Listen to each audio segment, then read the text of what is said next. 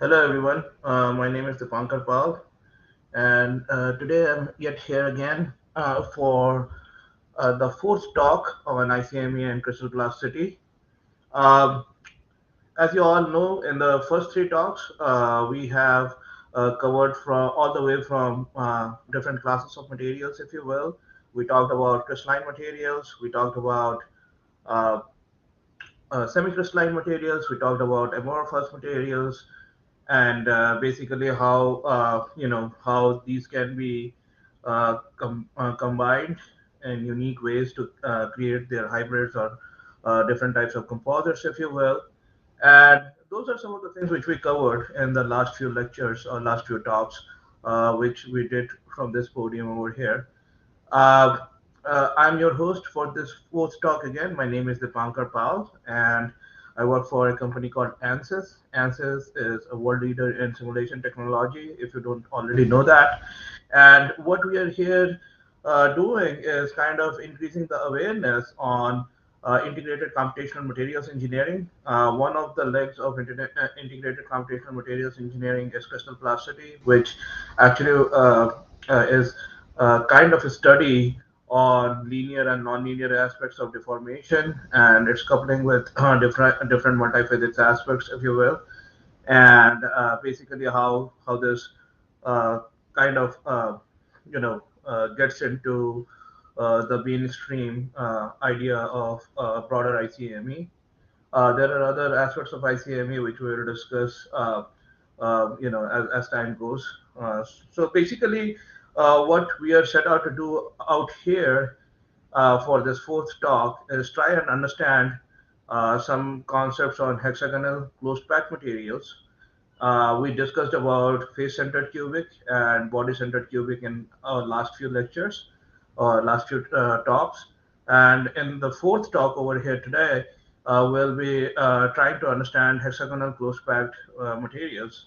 For simplicity, their nomenclature goes as a four-index system.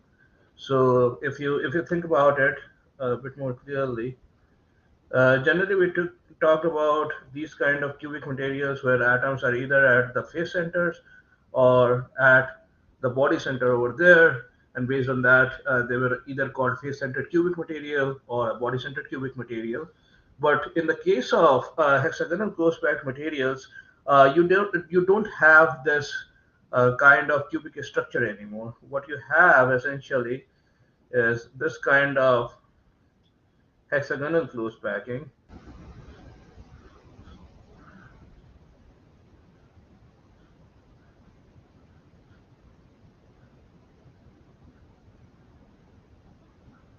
And atoms are placed at the corners of this hexagon, followed by the corners of this hexagon over here as well on the top sheet as well.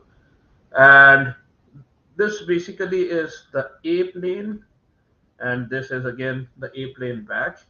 And then in between you can have these atoms over here, three atoms in the mid plane, and this has the type, a different type of atomic configuration, what is called as as an atomic configuration B. So, basically speaking, if you look at this scenario, you have C as an independent variable, and then you have A as an independent variable over here. The idea is, at least in the plane, these atoms are actually touching each other. All right. So basically, for simplicity, I just drew these atoms as different units. But if you take out this plane and look at it, these atoms are actually touching each other. All right, and that's how basically this information gets linked. So if we assume this to be a hexagonal side length A is basically equal to 2R, and then C is an independent variable depending on if there is touching involved or no touching involved, from that perspective. So with regards to this type of atomic configuration, that's why, with respect to these types of atomic configuration, that's why it becomes very, very interesting to figure out, how, how the volume packing is actually working in these type of materials, if you will. So definitely you can see that since there is, just from a line perspective, uh, towards these lines where basically they are in contact with one another, these atoms are in contact with one another. These lines are highly dense lines, right? So basically, these lines suddenly become slip directions, if you will, and we discussed this before. The lines along which there is huge amount of there is very high amount of atomic density. Those become like the directions in which the atomic um, the shear deformation can take place, right? So basically, these are certainly the direction to be considered for slip direction, and there are indeed slip directions. But then the plane, uh, and there is also a center atom over here. Keep on forgetting that. And then basically, this center atom is kind of touching all these other atoms over here. So of course. This plane by itself, the basal plane by itself, and we call this as basal plane because it's the base of the hexagon. This basal plane by itself is a very highly dense atomic plane, and so this serves as a slip plane, and these directions serve as slip directions. So basically, if you look at the literature over here from metallurgy, the directions which are of interest are A1, A2, A3 vectors, and then in the height direction there is the C vector involved. So of course, as this A2 vector is also parallel to this vector over here, this A1 vector is parallel to this vector, A3 vector is parallel to this vector. So these A1, A2, A3 vectors are basically the directions which are which are very highly or closely packed. Now you can see that A1 to A2 to A3, these are not orthonormal to one another in the 3D coordinate system, and we'll come to that. But how they done this entire nomenclature of these numbers is basically A1. A1 is, let's say, we write this vector in the four index vectorial system as A1, A2, A3, C. So think about it as more like a relativity type of a thing where you have three spatial directions and one time direction in it in relativity. But in case of this particular this particular atomic configuration or the hexagonal close packed atomic configuration, all the four dimensions are indeed spatial in nature or geometry based in nature, but they are not orthonormal to one another. Instead, the directions which have the maximum, linear density, if you will, have been considered independent slip directions, and then you go and say it is 100 because of course you are going one. So if I have to consider this direction, you are going one in the direction of A1 and not in the direction of A2, A3 as such. But then since they are not linearly independent with respect to one another, defining directions which are in between, they might have intercepts with respect to one another, and that's why generally people go from this hexagonal coordinate system of sorts to a 3D coordinate system, if you will. So okay, so let's look at the scenario then. What we are talking about here. So what we are talking about here from the volume. So from the linear packing scenario, as we were discussing earlier, this plane, the basal plane has 100% linear density, 100% linear density in A1, A2, A3 directions, if you will. The C direction depends if it is fully packed or not. So depending on the C by A ratio, and we discuss about the C as being the direction in the uh, in the z direction kind of thing with respect to the plane. Depending on the c by a ratio, then basically the directions, the other directions become effective or not become so effective, if you will. And then the atomic plane, which is very highly dense, is this basal plane of sorts. And then you can also see that this a, this 2a equals 4r, or a equals 2r. And if you see it from this area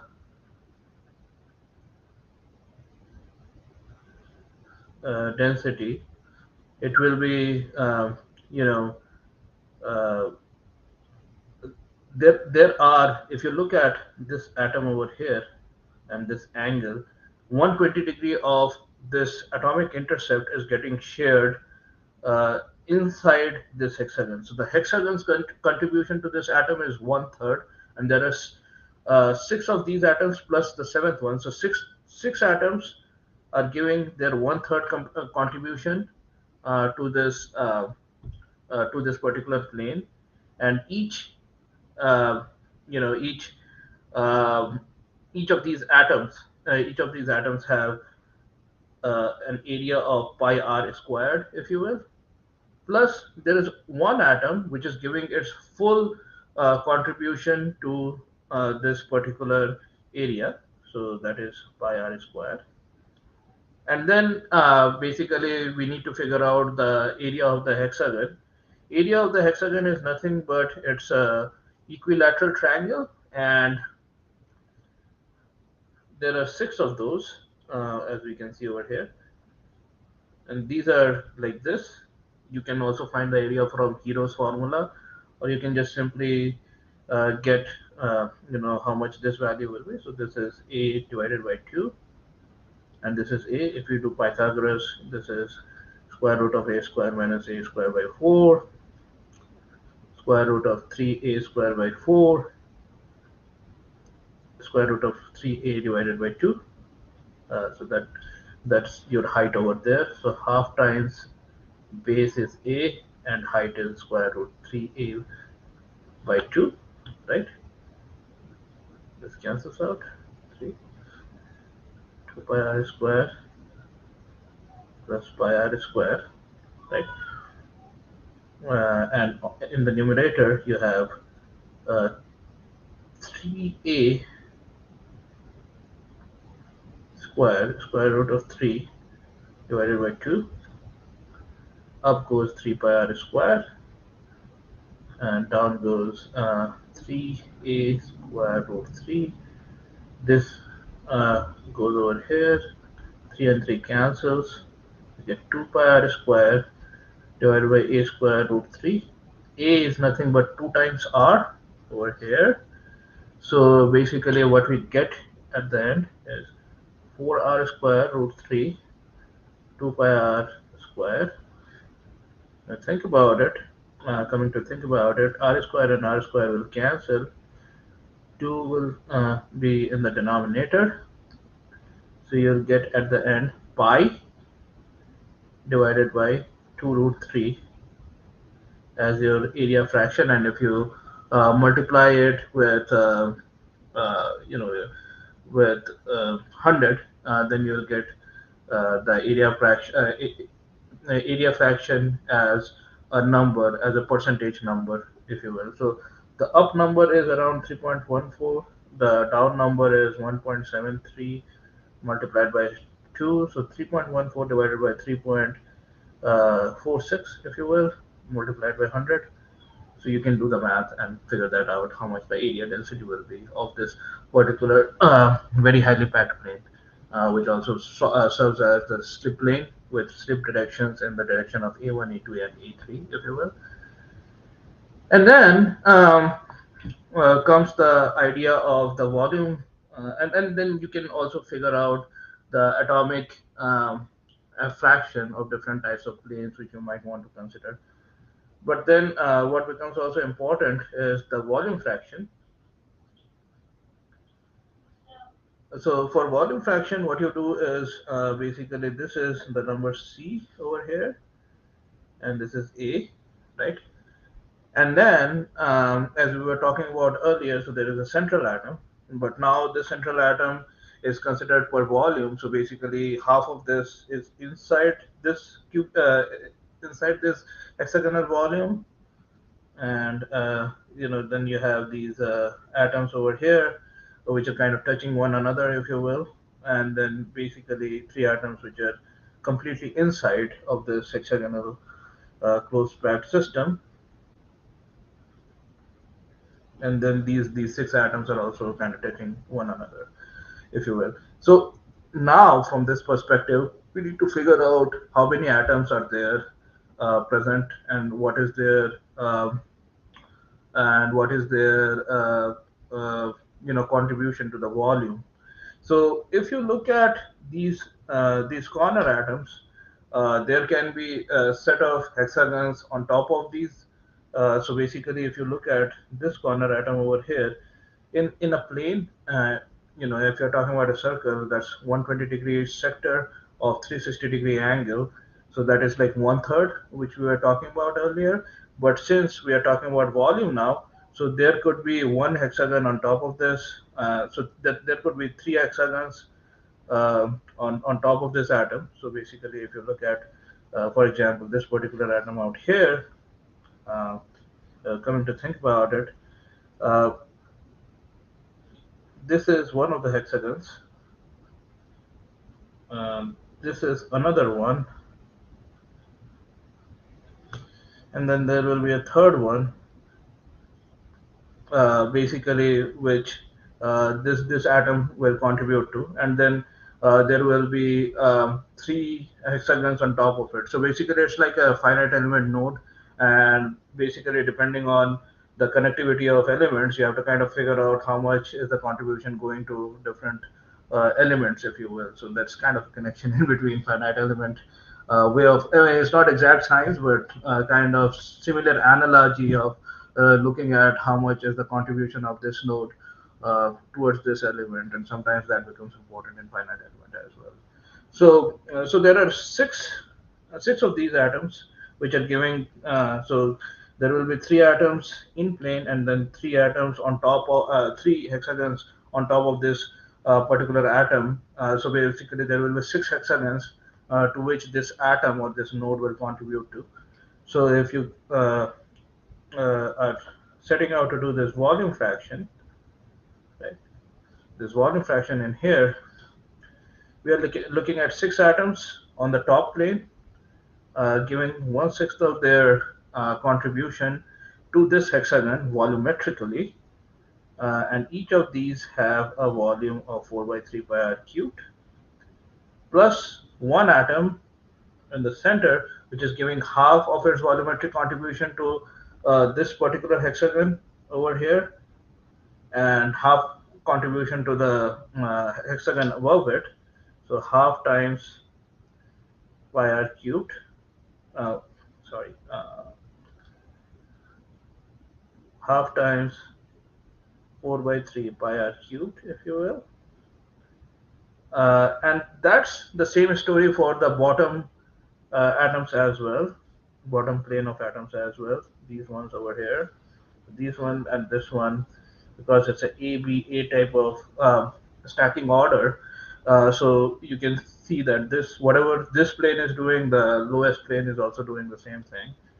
Plus there are three atoms in between, which are completely inside. So 3 times 4 by 3 pi r cubed. And then if you start looking from the the volume of this hexagon, if you will. So basically, as we were discussing earlier, the area of the base is actually over here, and we can actually do it again. So the area of the base is nothing but 6. This is an equilateral triangle. This is A, this is A, and this is A as well, and this becomes A square root 3 divided by 2. So this is 6 times half So there are 6 of these equilateral triangles we are talking about. So 6 times half a square root 3 by 2 times the base, which is a sided hexagon, if you will. Uh, so there are six of these. There are 6 of these atoms in here, and then in order to get the volume, so once you got the area, you just multiply this with a factor of c, if you will, and then basically you get the entire volume, and then if you multiply by a factor of 100%, you'll get the area, and you will certainly see that the volume fraction over here will be a function of both c and a, and what you figure out that depending on the ratio of c to a, you can figure out depending on the ratio of c to a, you can figure out c to a ratio C to A ratio, you can figure out how much will be the volume fraction. So volume fraction will be dependent on C to A ratio,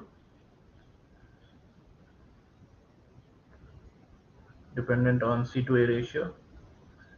In the ideal case of C by A ratio to be 1.633, basically that will come out to be around 68%.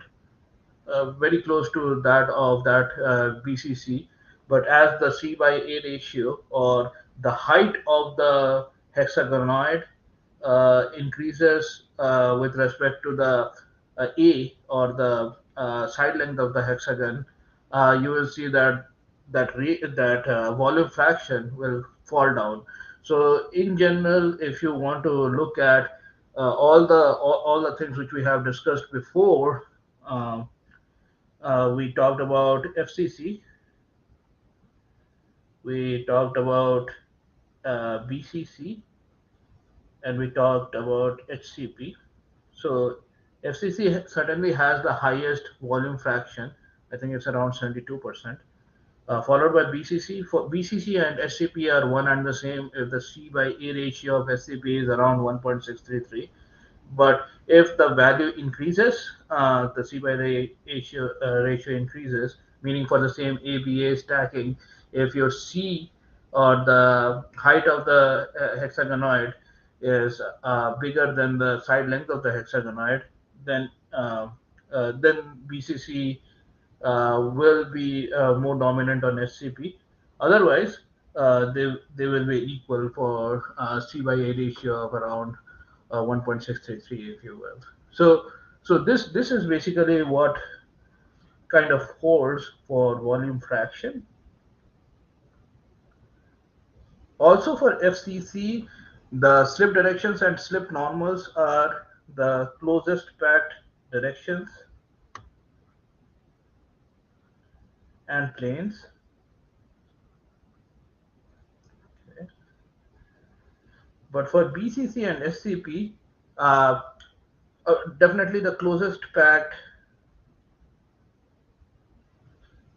planes and directions matter, and they're there. Directions are in there, but also the second, third tier planes and directions need to be considered. All right. So in case of FCC, it is the closest packed directions and planes which are the most important. Whereas for BCC and SCP, you will see that these are basically your generally the closest packed directions which are the most important. But then you have to also kind of look into the second and third tier of closest packed atoms and planes, because the area density, for example, we were discussing about the area density of that hexagon, of that basal hexagon, and that is not that high sometimes. So basically, you have to kind of look into other directions and other planes and directions which could become important.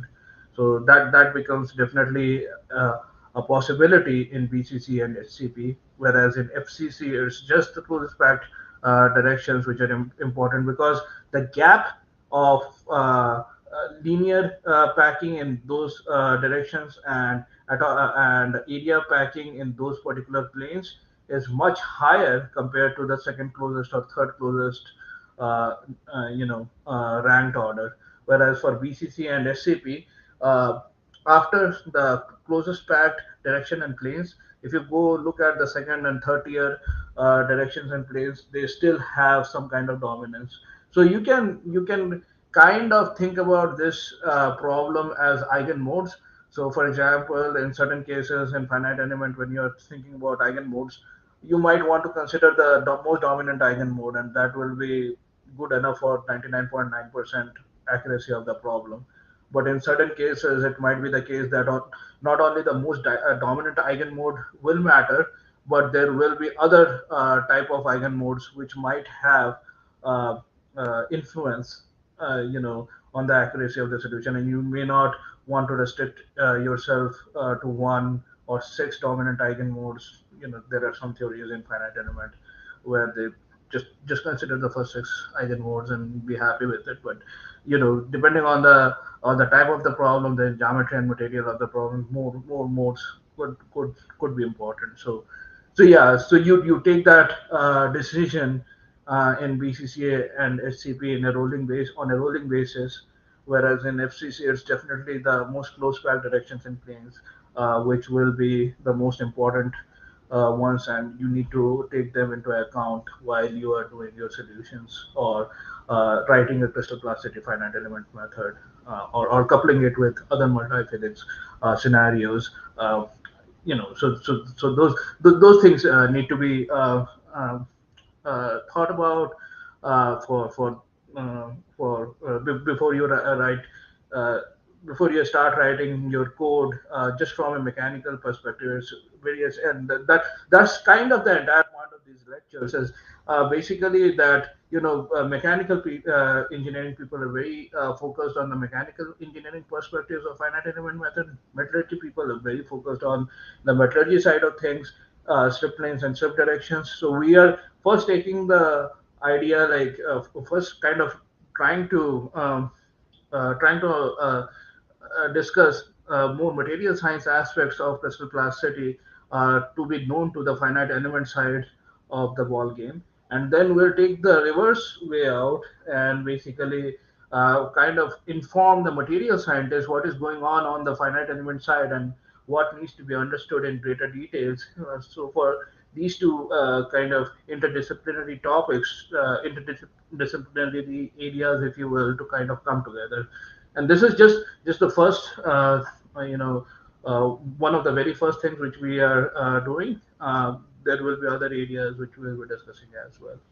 So yeah, so that's basically what we wanted to cover today with respect to different types of densities, line densities, area densities, and volume densities of this hexagonal close packed materials. Kind of start a discussion around the lines of how FCC, BCC, and HCP work.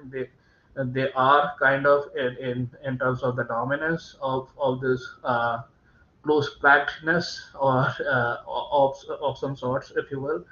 And now I think it's time now to understand a bit more about the homogenization. So we'll go a bit more into the details of homogenization.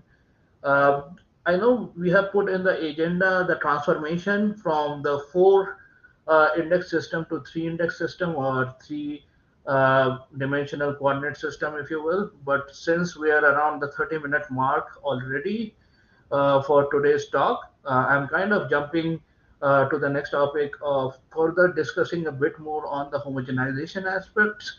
And probably I'll take the topic of converting the four index system of hexagonal close packed system into three-dimensional coordinate system, so that from a finite element perspective, or from coordinate geometry perspective, we can write out these slip planes and slip directions in hexagonal close packed system in the cubic crystalline system parallel understanding of some sorts, as we kind of go into the weeds of crystal plasticity finite element implementation in Ansys. And on top of that, it also helps out developing further scenarios where you might not have only the same atoms kind of getting stacked from one layer of atoms to the second layer of atoms to the third layer of atoms.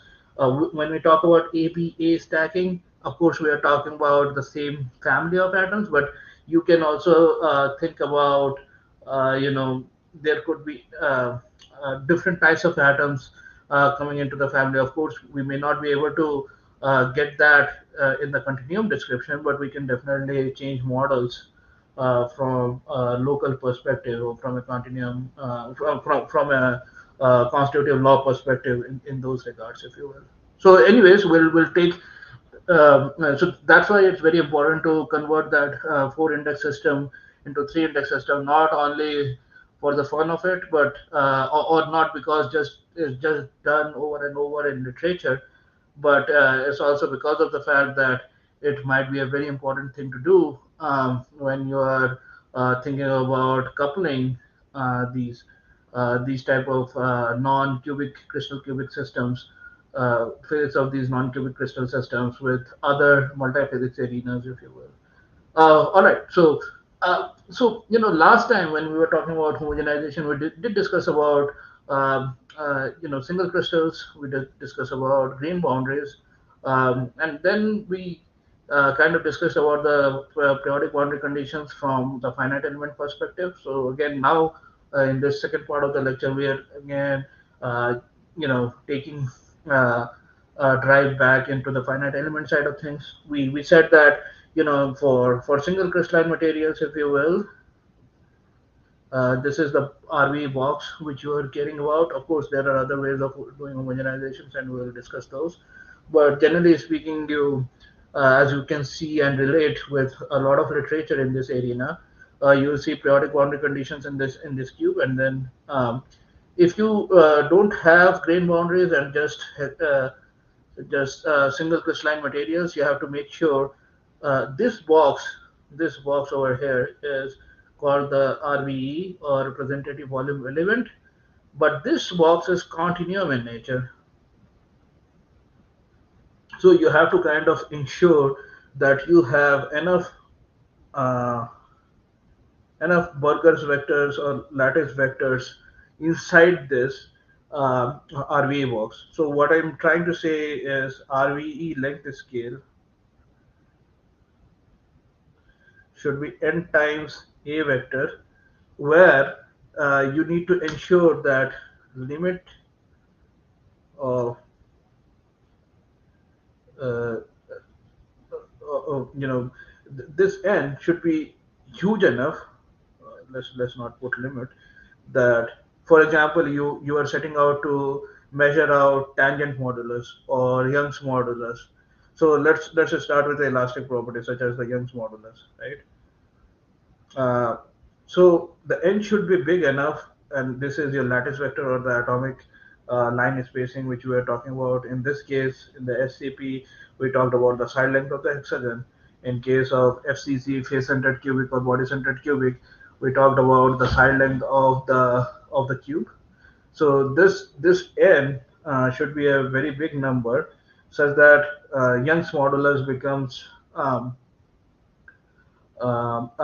convergent. So basically, if you are doing this periodic experiment of on the size of box A, capital A, or continuum, it has enough number of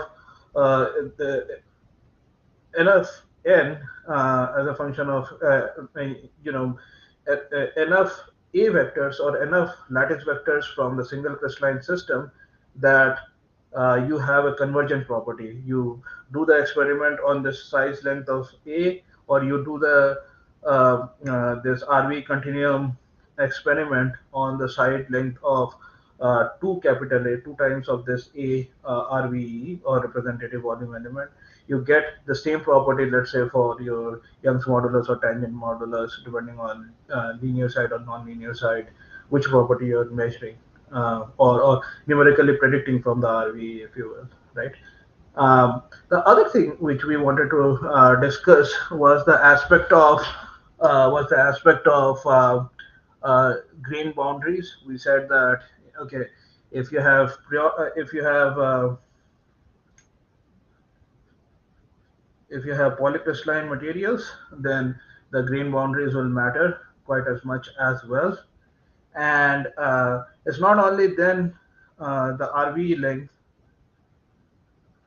then is not only a function of n or the number of unit cells, number of atomic unit cells which you have in there. What is the side length of the cube or the side length of the hexagon which you are talking about? But it also matters on grain boundary length or GBL. So that matters when you are talking about polycrystalline materials. So the RV size have to be big enough that uh, you know even if you increase the size of the RV continuum RV by a factor of 2a as a function of all these functions which we are talking about over here, your constitutive property at the higher length scale, such as the Young's modulus, tangent modulus, converge to the same value, right? So that becomes important. So for single crystalline materials, we talked quite a lot about uh, the fact that these are just repetitions, periodic repetitions of the same atomic unit cell, and they have defects. We'll discuss about the defects in the next lecture after the transformation if we get the time.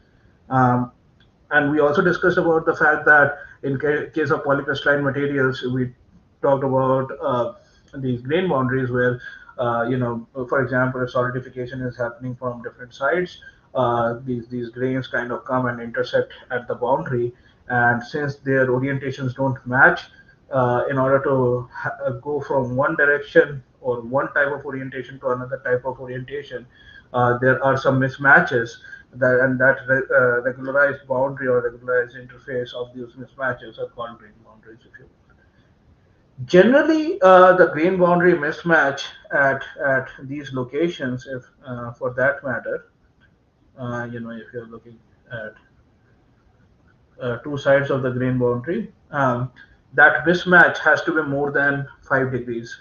Um, uh, and definitely be more than 15 degrees to be called grain boundary. So basically, if you are taking, and a lot of you might have taken vector algebra for that matter. So let's say you have a one vector type of orientation on one side and a2 vector type of orientation on the other side. What I mean by a1 vector or a2 vector is basically, or you can also think about this in terms of rotation if you want, but just think about this as basically you have the regular coordinate crystal system, the global crystal system as A, and then you do the rotation one for one type of crystal, and that is a matrix, let's say on one side, and you get a1 vector, and on the other side you get a2 vector when you rotate by a different r2 rotation map, the same global axis, a global axis to start with, then you get a2 vector, right? So if that is the case, when you do the dot product between them, that will be a1 dot a2, that will be a1 mod a2 mod times cos theta, and this theta which comes out of that has to be greater or equal to 15 degrees generally to be called a grain boundary. These are called high angle boundaries of sorts. But apart from these grain boundaries, so there is a mushy, there is a kind of in between zone in between completely periodic and having a grain boundary where two different orientations are coming out together, and the misorientation or the amount of mismatch between one orientation and another orientation is greater than 15 degrees. So there are uh, some uh, some other type of boundaries also possible, and we call them geometrically necessary dislocations. So basically, these are not as big of misorientation between two orientations to be called 15 degrees. But what happens is, let's say we are talking about a polycrystal here, and we have these definite grain boundaries. What could happen is that due to deformation processing of sorts, or if you have a thermomechanical load kind of acting on that body for quite some time, there will be some areas where uh, there will be slight misorientation from the parent. So the parent will be having, let's say, A1 vector after rotation from the rotation map which we were discussing. It can have A1 minus um, A naught on one side and could have A1 plus A naught on the other side. And when you do the dot product between the two, your theta is less. mm, So for this one, theta was greater than 15 degrees. This is theta less than 15 degrees. Then those come into the broad nature of geometrically necessary dislocations, meaning the grain bound the mismatch between two orientations is not that much to be called a grain boundary at the first place, but it is respectable enough that if you don't consider the the effect of these, then you might end up in a wrong computation. So basically, you will fudge the answer to the correct value based on experiments, but then you will do a different experiment where these geometrically necessary dislocations will be less or more compared to the other experiment, and then the answers may not match. So that is also another factor which can become important. And unlike grain boundaries or lack thereof, for example, grain boundaries a part of are a part of uh, polycrystalline materials, whereas lack of grain boundaries constitute the single crystalline materials, where basically all the atoms, all the atomic configurations or the motifs, so to speak, it could be also molecular motifs, just have to be periodic in nature, may not have grain boundaries at all. Whereas this type of these type of boundaries, geometrically necessary dislocations can occur during deformation. So basically, the RVE size, the set length of the RVE, which we were talking in terms of the single crystalline material or polycrystalline material without having these grain boundaries, that RVE length could also evolve as a function of deformation. So generally speaking, in literature, it's kind of dicey when people talk about the RV size. So as we were discussing about over here, that the RV size has to be enough that A and 2A converge to the same value of the property which you are caring about or trying to numerically measure in terms of the single crystals or in terms of the polycrystalline materials. In case of geometrically necessary dislocation, since these feature kind of evolve throughout the deformation, and so to speak, and for example, in additively manufactured materials or cast forged materials or cast materials, if you will, that becomes very important to be considered that the RV length could also evolve during deformation, and not only we need to take into account the evolution of the RV length as such, whether A and 2A RV length are giving out the same answer. We might want to also consider that your RV size keeps on evolving.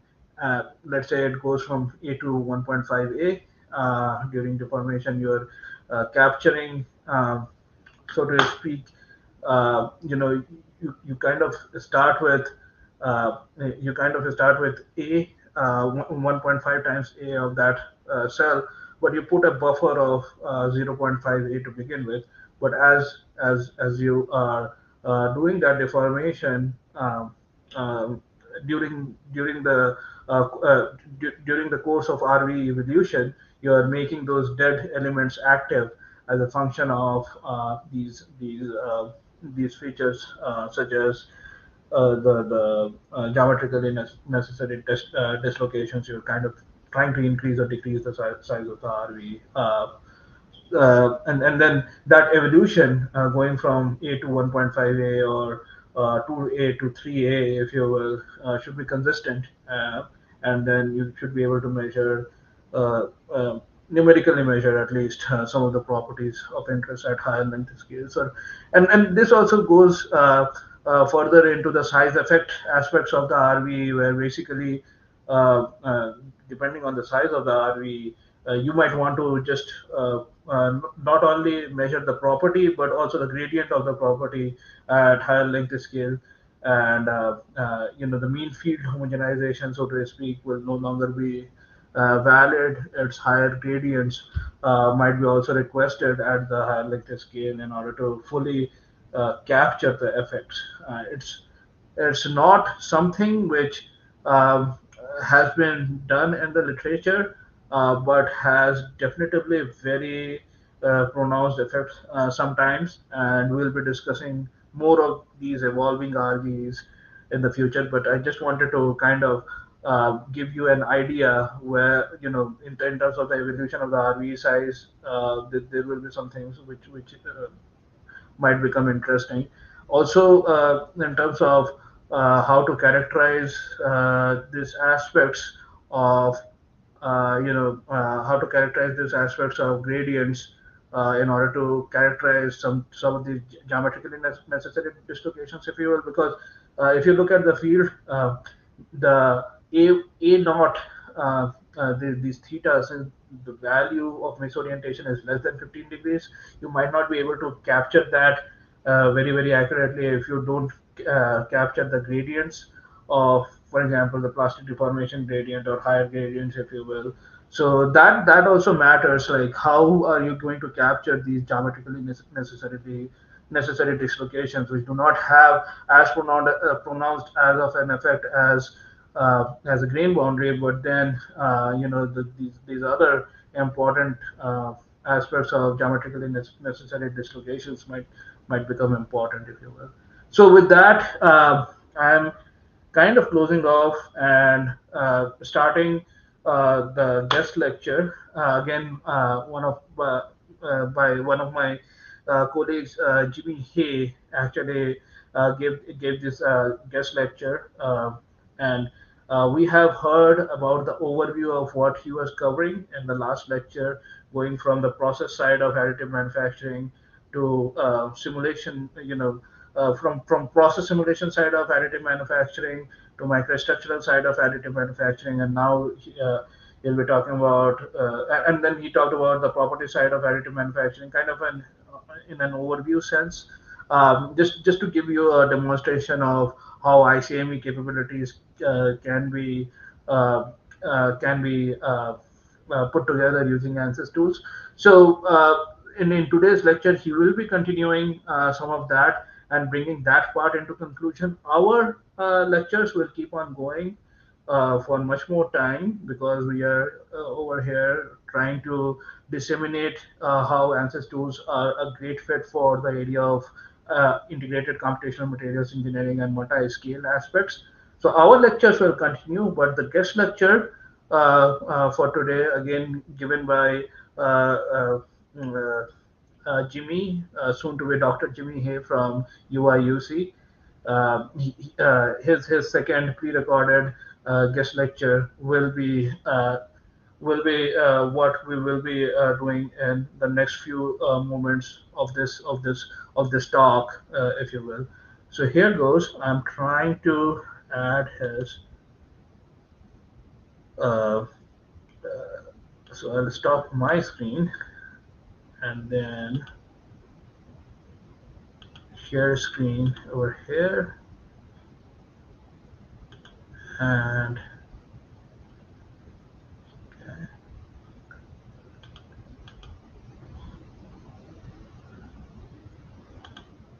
hopefully.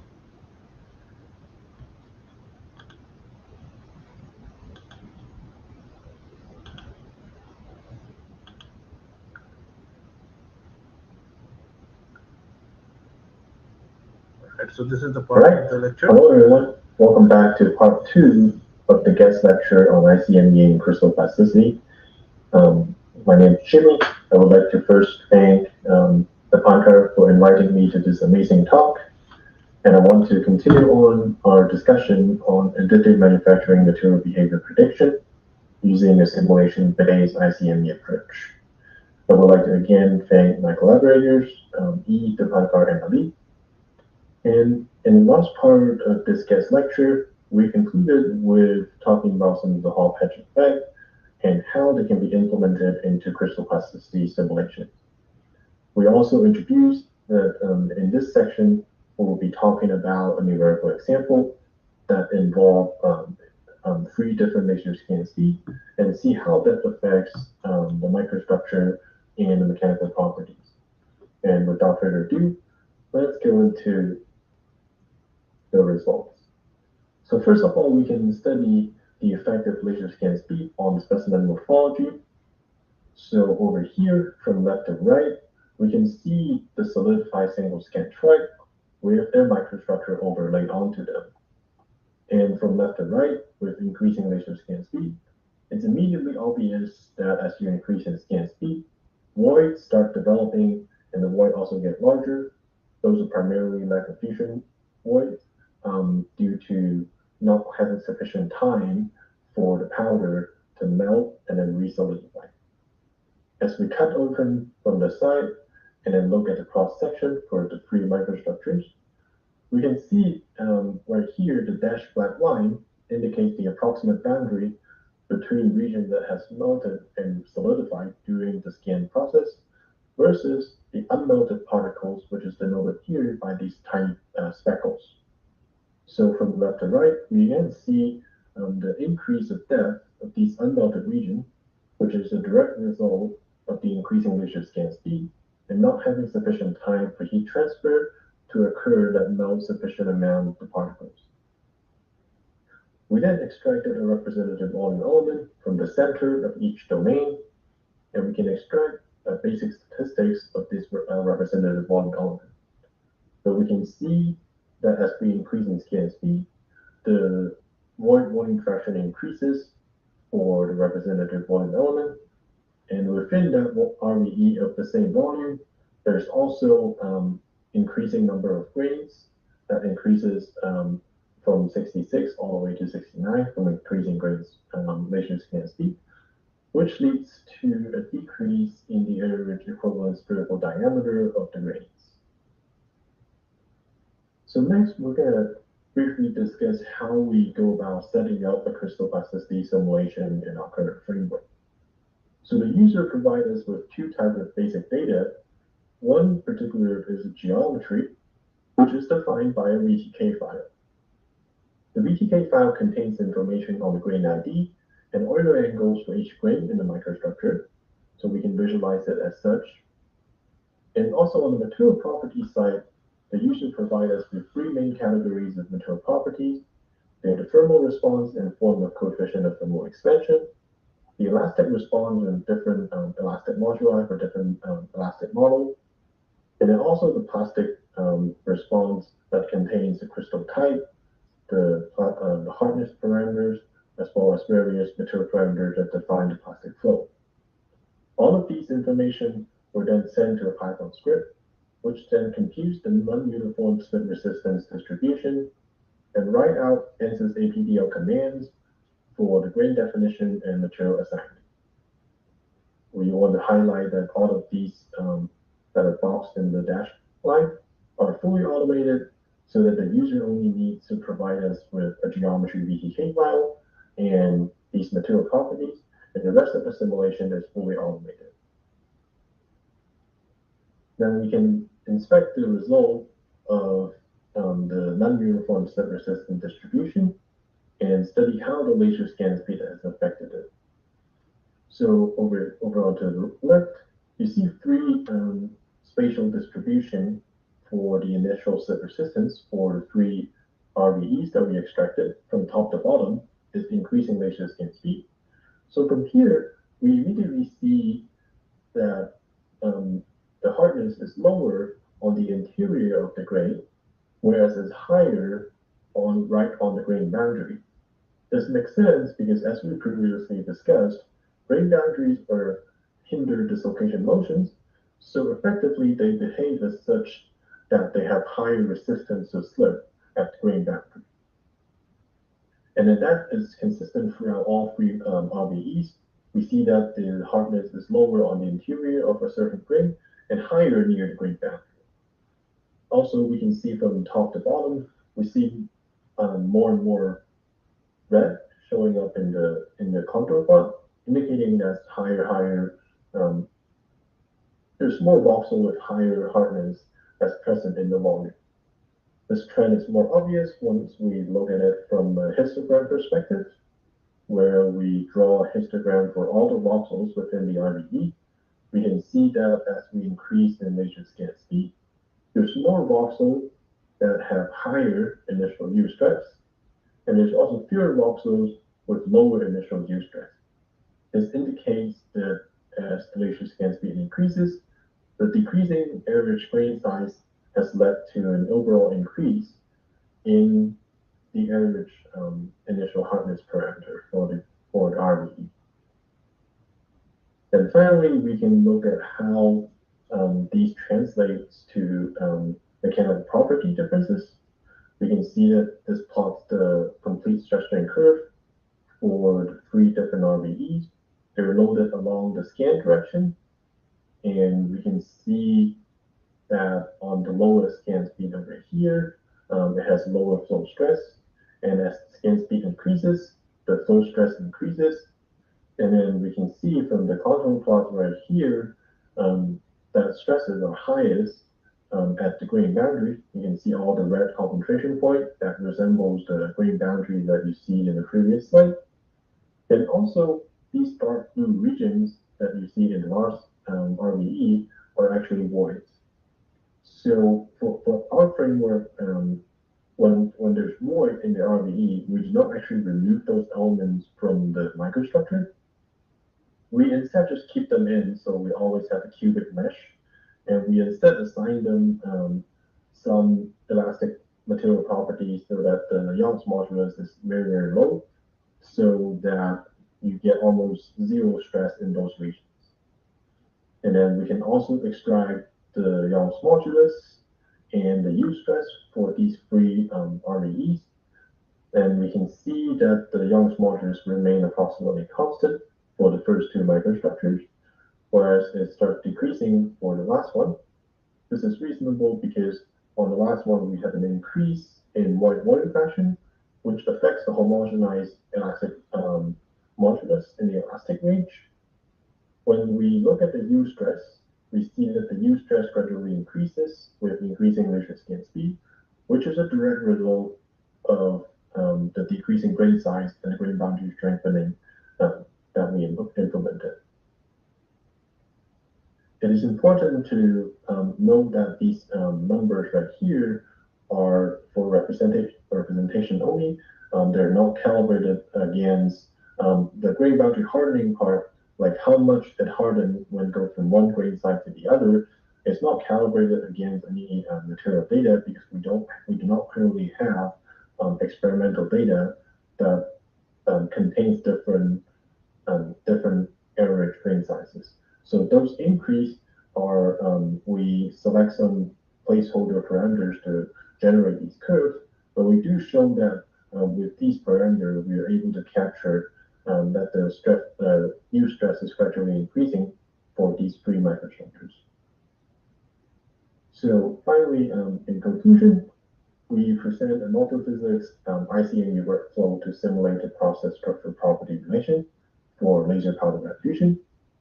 This framework combines a discrete element method for powder deposition, computational fluid dynamics for the melting and solidification process, and also cellular automata code to simulate grain growth and the development of microstructure, and finally, crystal plasticity for the mechanical response simulation.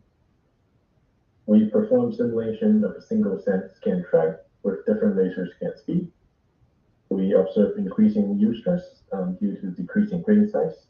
So we reproduce the Hall-Pack effect. and then also the reduced Young's modulus with increasing one-to-one interaction. And with that, that concludes the second part of this guest lecture, and I thank you for your time. And if you have any questions, you're free to reach out to my university email, and I'll be happy to answer any of your questions. Yeah, thank you so much. I'll hand it back to the Pankaj. Thank you. Right.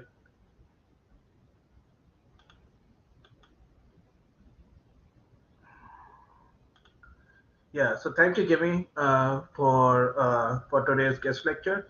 So for the last part where Jimmy was talking about the experimental validation of the Hall patch effect for the equilibrated Hall patch effect. Generally, you can write Hall patch effect as sigma naught plus kd power minus half, and generally that those k and the factor of minus 0.5 are generally a fitted parameter from experiments, but by doing crystal plasticity, you can get a much better understanding of what those parameters should be and could be.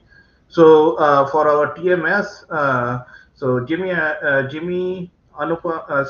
and some other members of our group are going to be presenting one of the poster presentations at the TMS 2023, and look out for that, stay tuned for that, where basically we will be validating these effects of uh, Hall patch grain boundary effects in additive manufacturing with respect to some experimental investigations.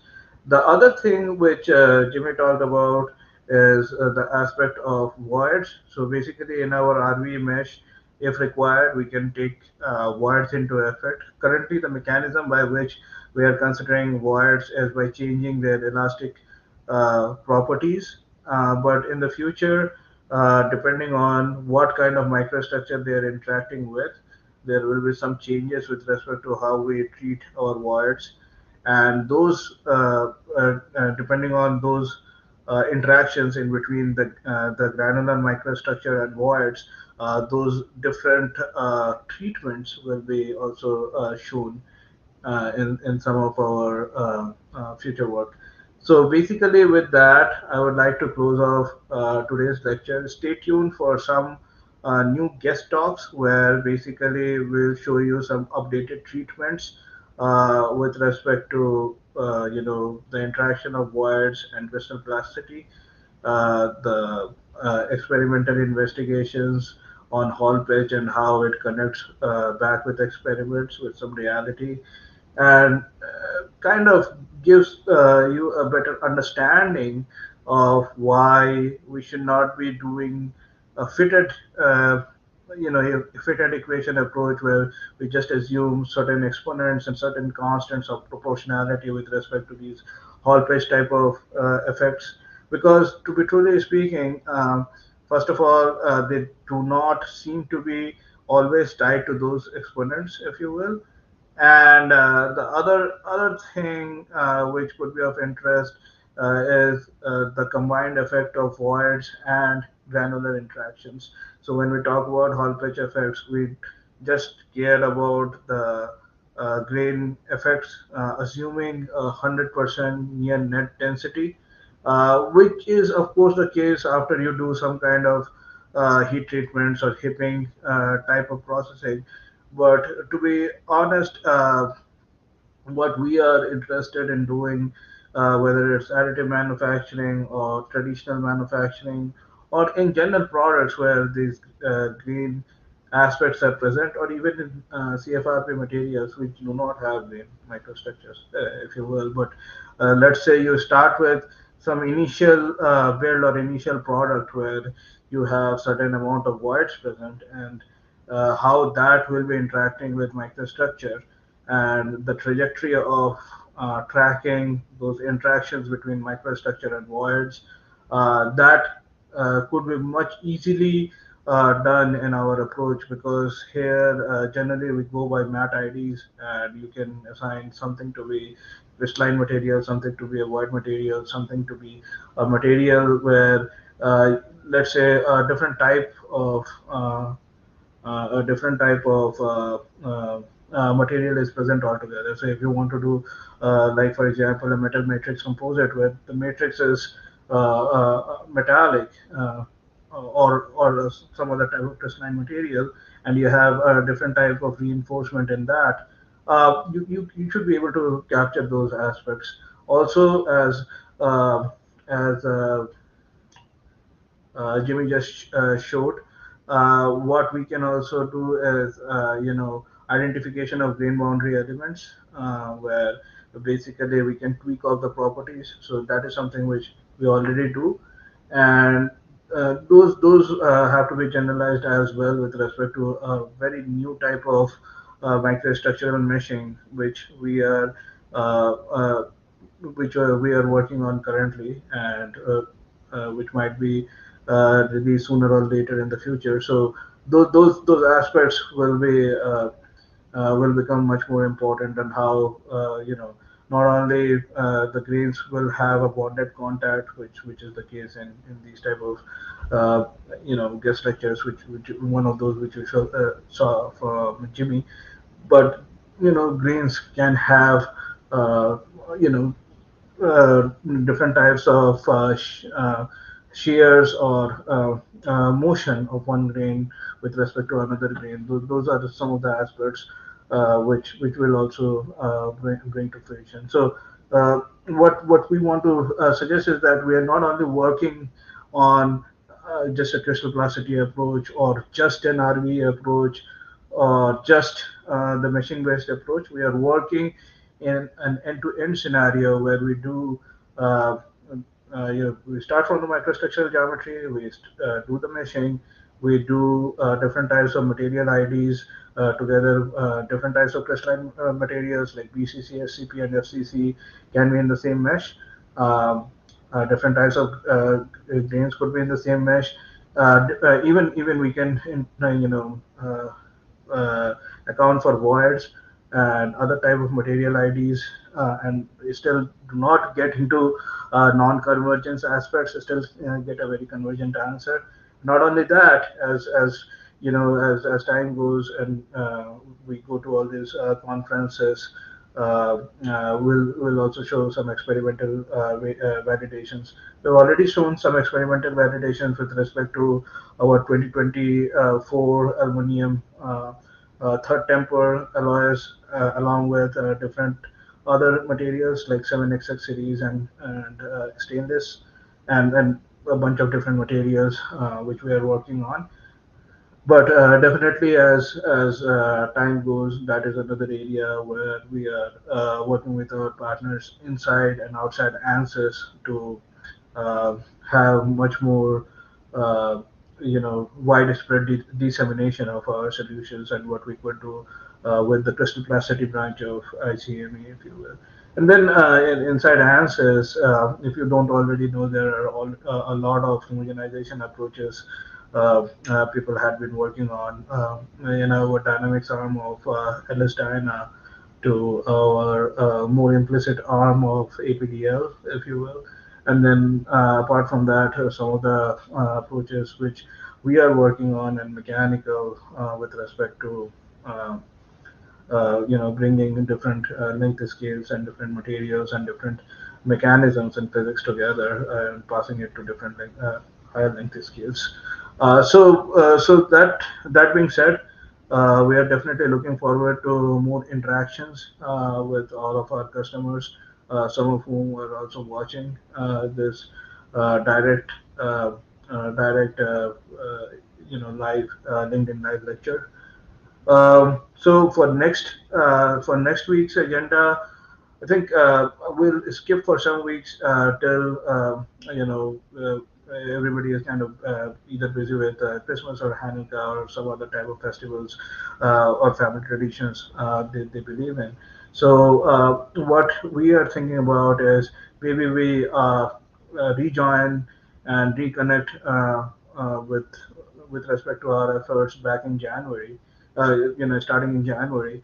And then what we can do is that we can start with some of we'll not go into very heavy experimental investigations which we are doing, but at least to start with, some 2024 different heat treatment conditions which we validated against crystal plasticity. What kind of granular microstructures were present? What was the multitude of granular microstructures present? Meaning whether they are of one type of if they were following one type of histogram or you know histogram having two peaks. I forgot the name, but there are you can have a normal distribution, but then you can have a bimodal, yeah, bimodal type of distributions, if you will. So those kind of aspects, and some recent work which we are doing with respect to Hall patch relationships. One paper that I just talked about with respect to TMS, which we just submitted in the late night poster session, because we generally, as a company, want to go in the poster sessions where we can talk for hours and hours with our customers rather than parallel sessions, and we'll be talking only for 15 minutes. Maybe we will not be able to capture a lot of our customers. So we generally tend to go in poster sessions. So meet us over there in TMS. I know a lot of metallurgical folks see our LinkedIn live lectures from this podium. So yeah, with that, I would like to finally close off the lecture for today. And again, my email ID is just my first name as it is on LinkedIn, deepankar.pal@ansys.com. That's my company's domain, email domain or email address, if you will. And we'll look forward to answering any of the questions you may have. And on top of that, if there are some cases which are in the public domain, which you want to talk to us about, we could be able to help.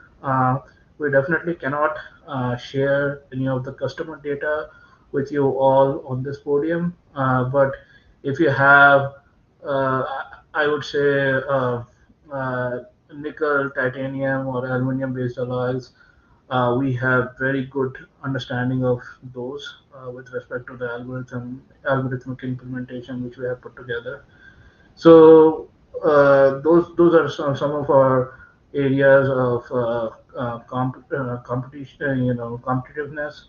The other area of competitiveness is carbon force, CFRP type of materials where you're looking out to get out multi-scale, non-linear shear response. Those areas are pretty much what we are investigating as of now, and there will be other materials in the future, which some of which we should be able to talk to you guys, some of which we should not be, but uh, their parallels in the generic public domain also exist. So there might be, with permissions from our customers, we might be able to discuss some of that, if you will. So with that, I'm closing off today's lecture and hope to see you all in the next year, 2023. I believe this year was also good for all of you. I know there had been a huge amount of tech layoffs in California. I hope nobody who is listening to this lecture has gotten affected with respect to that. If you have been, kindly write to us at Answers. There might be sometimes, we are not we're not a very open company like some of the California companies. So generally speaking, from time to time, we might have some openings. Uh, so there might be some interest in absorbing some of the talent, which might have gotten laid off just because of insufficient funds from companies at different points in time. So yeah, with that, I don't want to drag on to this because I really work in the technical area and basically work on the technology side of things and not on the management side of things, so to speak. So with that, I would like to finish up my lecture. I hope everyone has Merry Christmas and Happy Hanukkah and Happy Holidays at your side. And we hope to rejoin again in January, sometime probably in the first week of January, and if not in the second week of January. We'll have some guest lectures on the validation perspectives, and if those speakers are not available, then I'll do them on my own as an extension of theoretical side of talks. But we'll keep discussing on the theory because theory is extremely important in order to understand the in-depth physics and kind of figure out a way of what is possible and what is not. And if it is not possible, if there are other parallel ways of thinking of making that available, if you will. So with that, I'm closing off this lecture for today, and have a great night, have a great rest of your year, and happy holidays. Thank you, and have a great day. Bye.